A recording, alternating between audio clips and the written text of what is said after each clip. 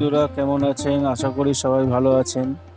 আমি প্রথম এসেছি আপনাদের সাথে কথা বলার জন্য আমার ছোট্ট চ্যানেল মায়ের দর্শন রানা। আপনারা আমাকে অনেক সাপোর্ট করেছেন, সাবস্ক্রাইব করেছেন, তার জন্য অশেষ অশেষ ধন্যবাদ। আমি মায়ের কিছু অলৌকিক কথা আপনাদের সাথে শেয়ার করব বলে আজ আমি এই ভিডিওটা করছি। আশা করি আপনাদের সবার ভালো লাগবে। ভক্তের দুঃখে যিনি মায়ের মতো পাশে থাকেন, ভক্তের প্রার্থনায় যিনি নিঃশব্দে আশীর্বাদ দেন, কেউ তাকে দেখেন শক্তির প্রতীক হিসেবে, কেউ দেখে মমতার আশ্রয় হিসেবে। বড়মার মন্দিরে গেলে বোঝা যায় এখানে শুধু পুজো হয় না, এখানে মন শান্ত হয়, ভরসা ফিরে আসে। তাই তো অসংখ্য মানুষ বলেন বড়মার কাছে কেউ খালি হাতে ফেরেন না। কারো জীবনে কঠিন সমস্যা সহজ হয়েছে, কারো অসুস্থতার সময় মিলেছে মানসিক শান্তি, কারো ভেঙে পড়া মনে এসেছে নতুন সাহস।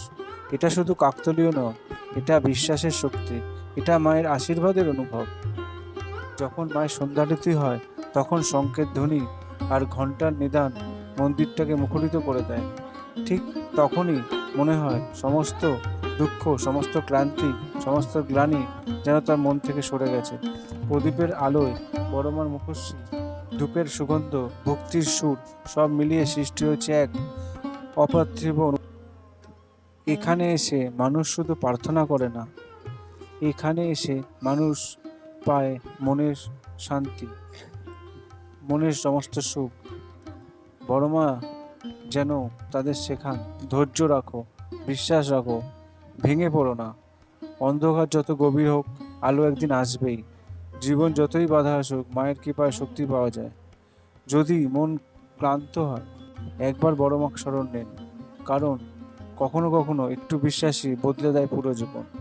তাই সবাই মিলে বলুন জয় বড়মা।